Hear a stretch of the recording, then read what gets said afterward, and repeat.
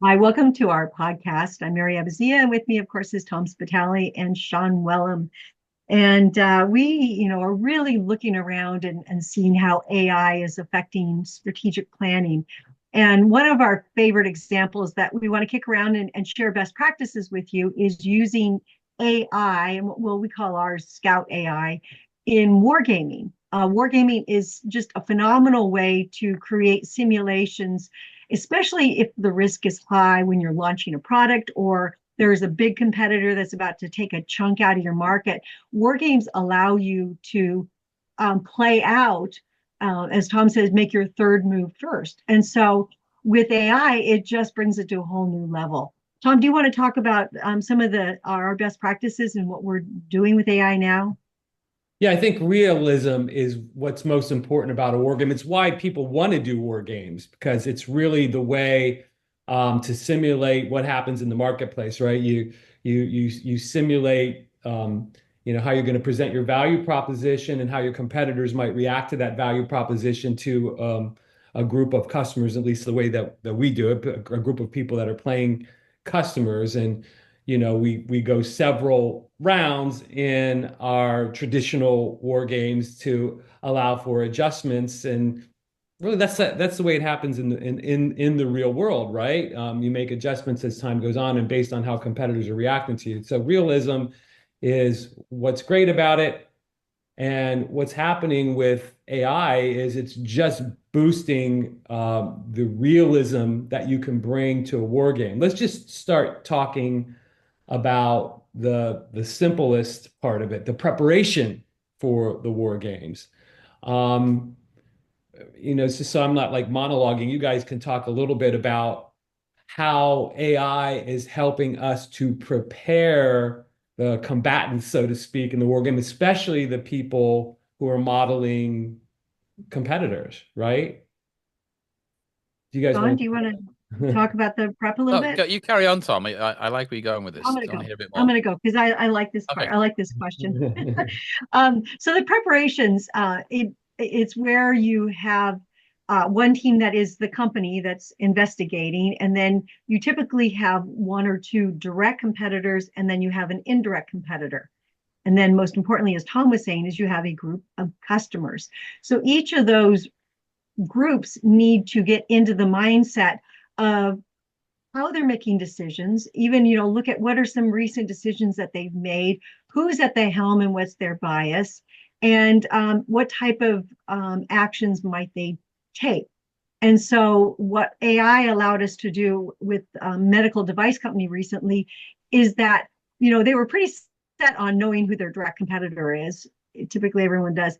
But the indirect competitor, when we start asking AI, it's like, whoa, we hadn't thought about some of these other types of companies and procedures that may actually do more damage than even the direct competitor. So that allowed us to really open our eyes quickly on that. And then the customers, we try to simulate a different, because there's a lot of different segments, of course, when you're doing medical devices, as an example. So really understanding the needs of different constituents in the customer group so that we had a broader view of needs and their perceptions of how they saw each of these companies that were providing something.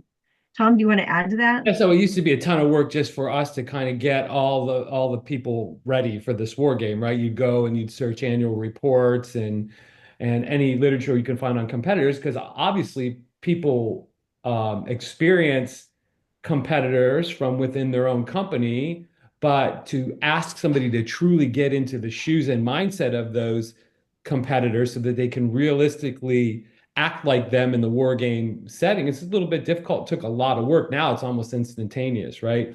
You just go into whatever AI capability that you have and you ask for, how would this company think and why? And you get all the justification and the education that you need immediately. So it's like really easy for us and really easy for the participants now to get prepared. And same as Mary, as you mentioned with customers, right? Is how do customers in this segment in this particular situation, how do they think? What benefits are they seeking, and how would they weight those benefits? And those kinds of things are pretty instantaneously developed and very efficient to do. Yeah. Yeah. Would the whole idea of a war game is to simulate. And Mhm. one of the factors is trends. And so, Mhm. what I love about using AI now is to do a broader scope of what are all the different trends that are occurring and the potential impact on that sector. And so we use that, we typically do 3 rounds. So the first round, everyone kind of sets themselves up. Then we throw a whammy in and say, oh, regulations just changed, or a new competitor just came in, or a partnership started. So we use trends as a way to really start to push and say, be ready for any of those scenarios that might occur. Yeah. Go ahead, Sean. I thought Yeah, you I were going think to say something. Yeah, go ahead. did I have that look on my face? I was, You I did. was You Yes. did. I know. I forming a realize thought, I'm like talking a lot, and I want to give you a chance to say something. a deep, meaningful thought was coming. I think the one of the interesting things to me is that you can also prompt an AI to think in different ways. So you can certainly say, imagine company X, do some research. How are they likely to respond to this? What's their aggressive or conservative stance likely to be? But you can also say, imagine a competitor who is just crazy, hair on fire, just running at you, just really aggressive, innovative, and the worst kind of volatile competitor. You can model that. You can have someone act like that. One of the constraints when we do the human version, and in many ways, it's also better because there's what we really have here is a fusion between AI and humans, right? Yeah. Not forget, we're not replacing one with the other. But Mhm. one of the downsides of the human only approach is this sort of selection bias. You either select your competitors' actions based on your deepest, darkest fears. So you over-represent the worst case scenarios, which is okay. You've got to have a plan, but it's not always going to happen. Or you assume that your super strengths are too much for them, and you're always going to win. So it's hard to be the red team, right? It's hard to step away and think like an external competitor. What AI does is give you that ability to create these personas and characters and approaches. So I think the two together is the magic because then you've got that little bit of synthesis that goes on as well. Yeah, and that's what we do. We try to fuse the two together. The idea is, hey, we leave it up to the teams, but typically we say, first of all, just do it yourself, right? As humans, what do you think your response might be to this kind of a value proposition, how you might attack um, but then use the AI capability to sort of test whether that's sort of in character with the competitor that you're playing. What else might that competitor do?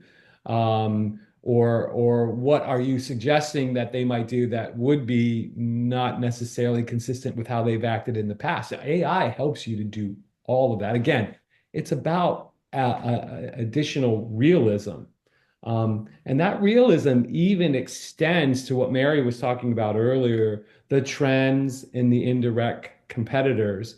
It's so cool. I was just before this podcast, I was working on something for a client, and there's a whole list of indirect competitor like new technologies that could disrupt their space. And I asked AI to go out to all its resources and figure out how realistic is it that any of these will be viable in the next 2 years. And it said not. They're in early stage.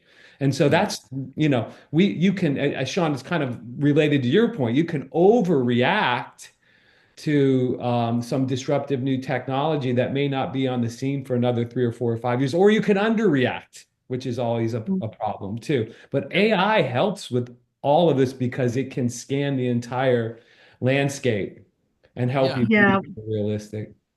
One of the things that when we get hired to do war games, senior management says, how do you help us make sure that we are thinking broadly enough and not too biased as we're going through this? And so, some of the things we've already talked about with the preparation and during the war game, one of the chunks of a war game that's important for bias to be broader, at least, or less bias, so that you're really thinking as broadly as you can, is in that last phase of a war game. That we call it the so what phase. So everyone's played out the rounds. We have a sense of, what might happen, and then we say, okay, now so what? And everyone becomes, the company that hired us.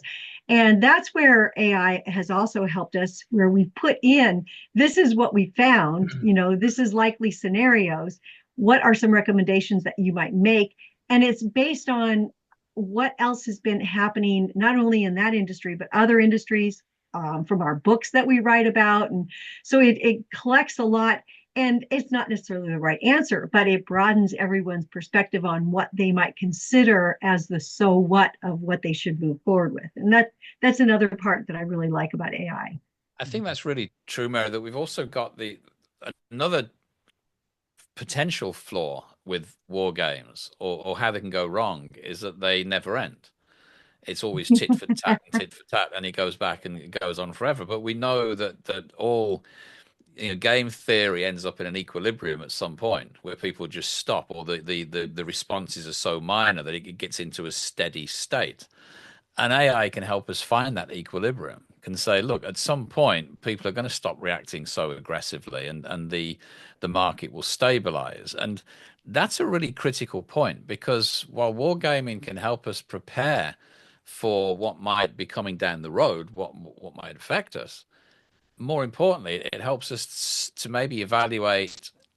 We go through a little bit of give and take, and we end up at an equilibrium. How are we performing then? A lot of what we do is measuring our relative competitiveness. What's that look like when you get into an equilibrium? And AI can help you get there much quicker than us just going on forever and having this never-ending boxing game, which we sometimes see. What I really like too is we feel a little bit more empowered than we have. In the past, let me explain. We work across a lot of industries. We bring methodology, we bring tools, and frankly, we do bring a lot of experience over 25 years. The three of us together, like 75 years of experience of doing this stuff. We've seen a lot, and we can add a lot. But the fact is that we have been cataloging successful strategies for the 20, 25 years that the three of us have been working together, putting them in our books. And what AI gives us the opportunity to do is to leverage all that. So we can actually feel like we contribute even more. It's hard for us to remember every single case that's relevant. We remember the top of minds ones, and we can maybe help a team by saying, hey, have you thought about this, or have you thought about that? But what AI allows us to do is leverage all of the stuff that we've written about over the years and say, hey, this sounds a lot like this particular case, this particular strategy.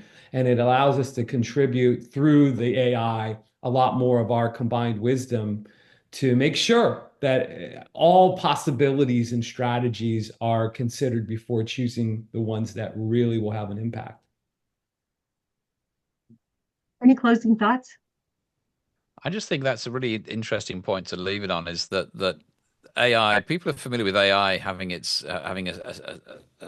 knowledge, if you want, for want of a better word, of the market or whatever you ask it about, and can also hypothesize and speculate and create good scenarios, which is part of what we do. But it also, with Scout AI, it's building off of, as Tom said, these 75 years of collective experience. And the one thing that always makes the difference when we're in a workshop is being able to draw on experience. Say, oh, well, in this case, or when this happened, we can relate it, and that all comes as part of the package. So it's not only about having AI filling a role that traditionally was filled by the people, the red team. It's actually a much richer data set that it's coming from as well. So it has a better process and deeper knowledge, which is the double whammy, I think. Yeah. Yeah. Thank you for joining us, and good luck with your war games. We love when you tell us about your experiences. So let us know how you use AI with war games.